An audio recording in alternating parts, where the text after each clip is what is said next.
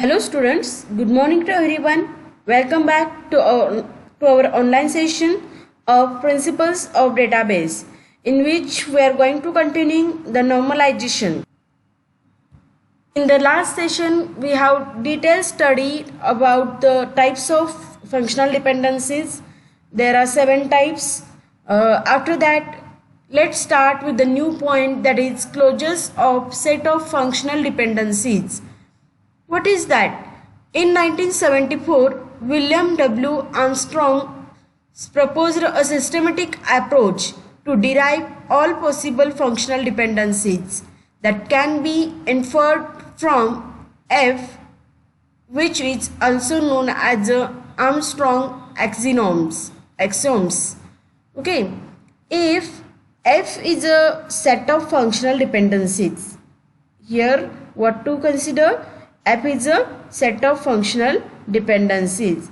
Then the closure of F, denoted as F plus, is the set of all functional dependencies logically implied by F. Here you have to focus what we are going to study: closures of set of functional dependencies. Now here F is a functional dependencies. Then closure of F, denoted as F plus, is the set of all functional dependencies logically implied by F. Armstrong's axioms are set of rules. Okay, what is the question? Armstrong's axioms? Then the answer is, it is a set of rules that when applied repeatedly generates a closure of functional dependencies. What is the use of Armstrong axioms? Armstrong's axioms are the set of rules when applied repeatedly, it generates a closures of functional dependencies. A closure is now definition of closure is there. A closure is set of functional dependencies. It's a set of all possible functional dependencies that can be derived from a given set of functional dependencies. Are you getting? Closure means what? It is a set of functional dependencies. Each set of all possible functional dependencies that can be derived from whom? Given set of functional dependencies. It is also referred as a complete set of functional dependencies. If F is used to denote the set of functional dependencies for relation R, then a closure of set of functional dependencies implied by F is denoted by F plus. As I told you earlier, how the closure is defined of any function. If F is a function, then closure is denoted by F plus. Okay. Now we need to consider all functional dependencies that hold. Given a set of F functional dependencies, we can prove that certain other ones also hold. We say these ones are logically implied by F. Suppose we are given a relation scheme R is equals to, there is a one relation scheme R in which there are various functionalities like A, B, C, G, H, I, and the set of functional dependencies. But suppose we are given a relation scheme R is equals to A, B, C, G, H, I, and the set of functional dependencies are A determines B, A determines C, CG determines H, CG determines I, B determines H.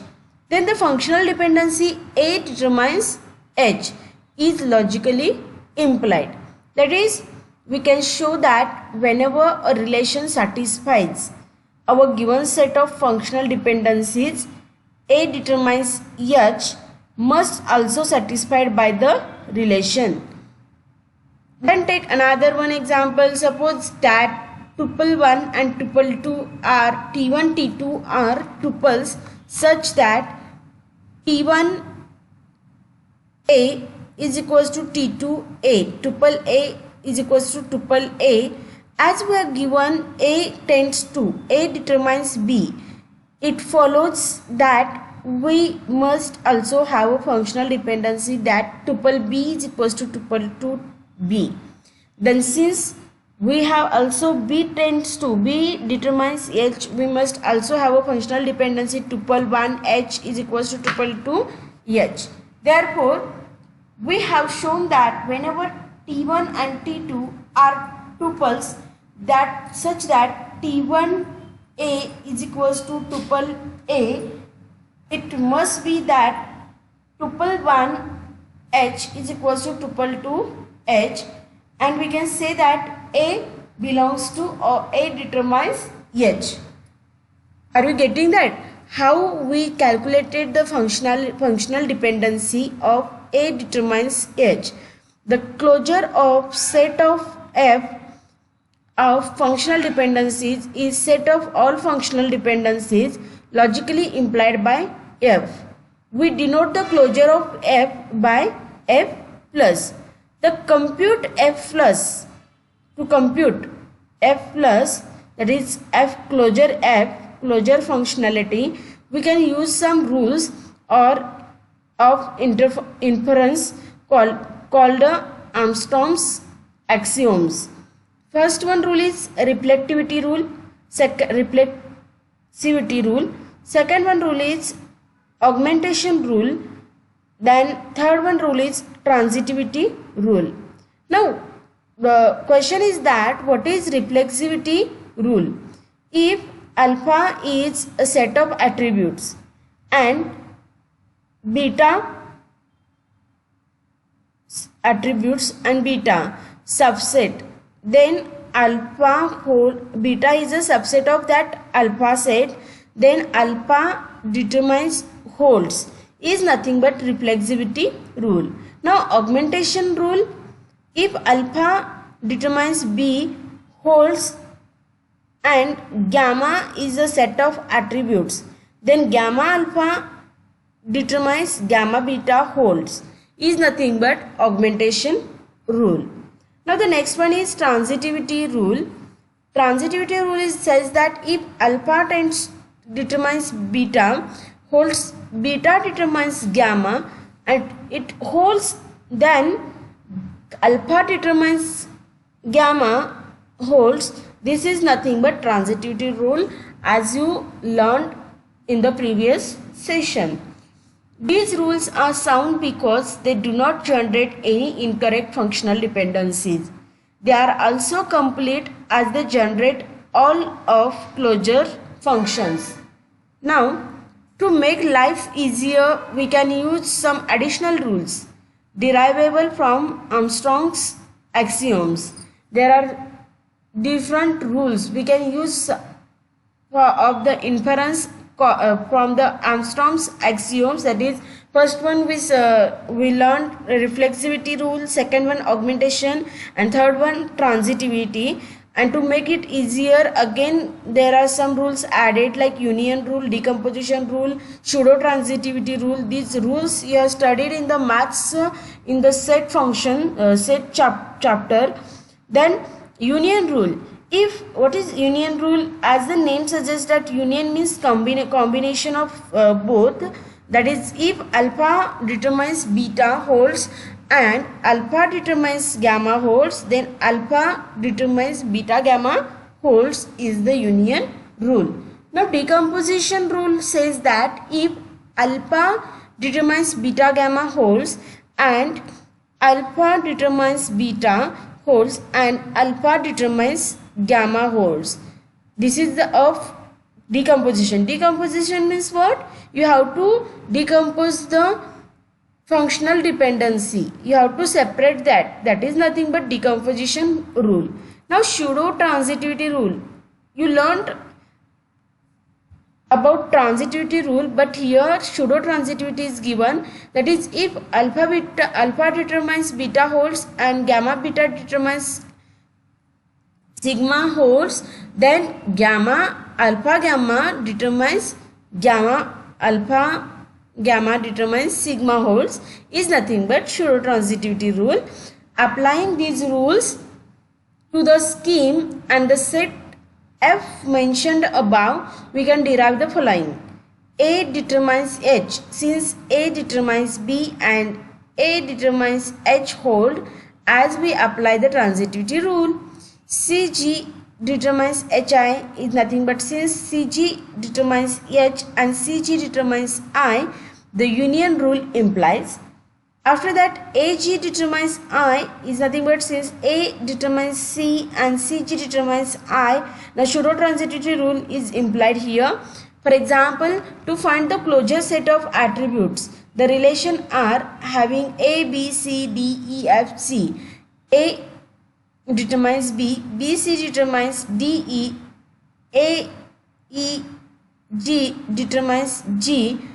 Then now to find out AC plus, that is closure of AC is equals to AC, or you can say is equals to ABC. Now AC plus is equals to ABC DE. After checking two rounds same answer, then it is a final answer.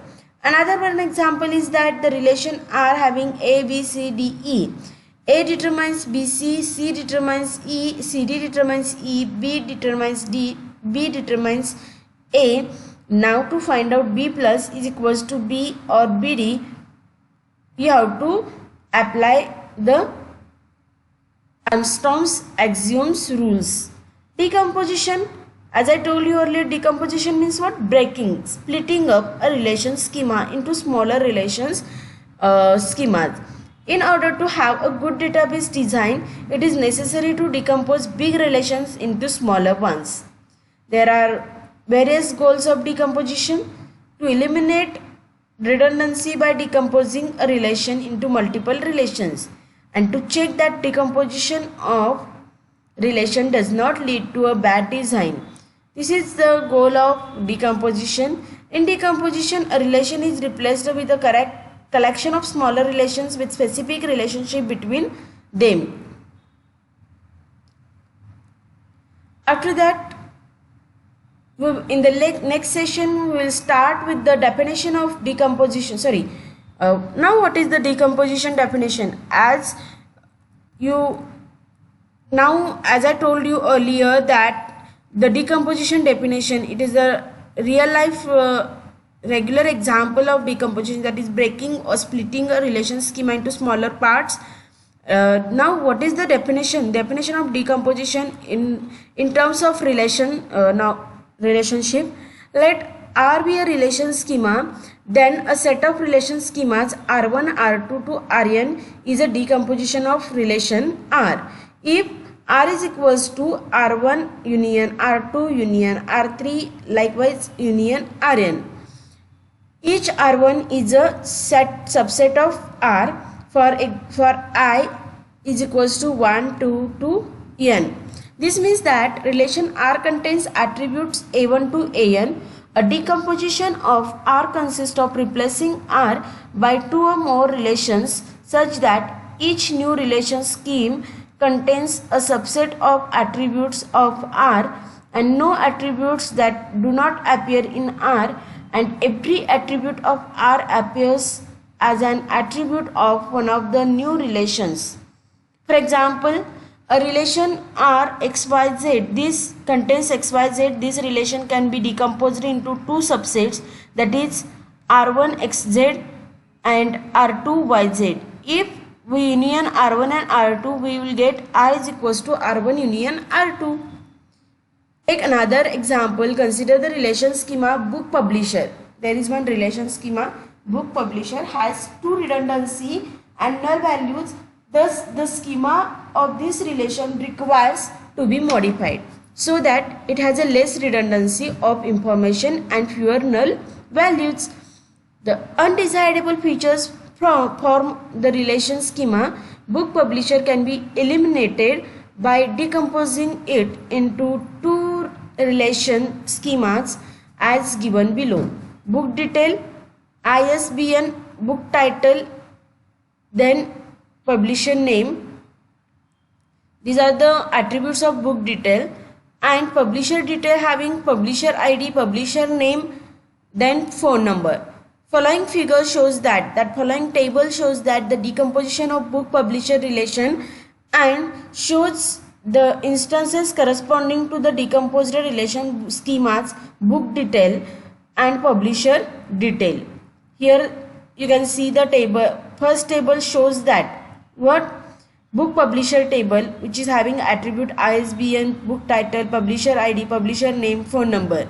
And now this table is decomposed here like book detail and publisher detail.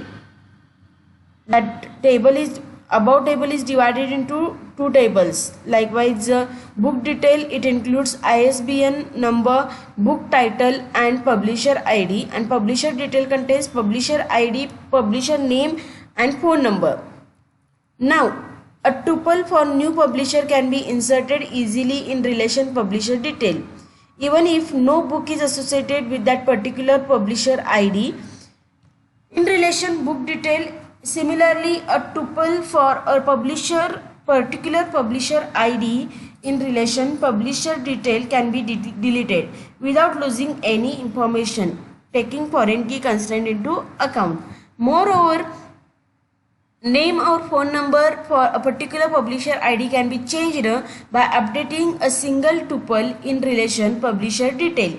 This is more efficient than updating several tuples, and the scope for inconsistency is also eliminated. Now we will see the properties of decomposition.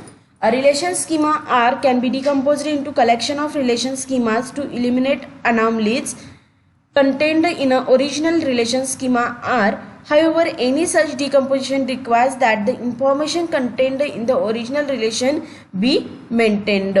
And the second one property is that this in turn requires that the decomposition be lossless, joint decomposition and dependency preserving. First, lossless joint decomposition is what a relational table is decomposed into two or more smaller tables in such a manner that it is possible to get back the original table by joining these decomposed tables. This is called as lossless joint or non-additive joint decomposition. For example, in general, the decomposition of R including ABC into R1AB and R2AC is lossless if for attributes A common to R1 and R2, either X determines Y or Y determines Z. Now the definition that let R be a relation schema and let F be a set of functional dependencies on R, let R1 and R2 form a decomposition of R. This decomposition is lossless joint decomposition, or if at least one of the following functional dependencies are closure of F, R1 intersection R2 determines R1 and R1 intersection R2 determines R2. Dependency. Now the second one property, dependency preservation. What is dependency preservation? Dependency preservation is the property that is desired while decomposition, that is no functional dependency of the original relation is lost. Consider a relation schema R with set F of FDs. X determines Y and Y determines Z. Another dependency that is implied from F is X determines Z. Then let R be decomposed into two relation schemas, namely R1XY with functional dependency X determines Y and R2YZ with functional dependency Y determines Z. Here X determines Z is enforced automatically since it is implied from functional dependencies of R1 and R2. Hence this decomposition is dependency preserving. What is the definition? Given a relation schema R having SF where F is a set of all functional dependencies present in R on the attributes in S, R is decomposed into the relation schemas R1, R2 to Rn with functional dependencies F1, F2 to Fn. Then the decomposition is dependency. This is the overall session, today's overall session. Now in the next session we will start normal forms based on primary keys. Thank you.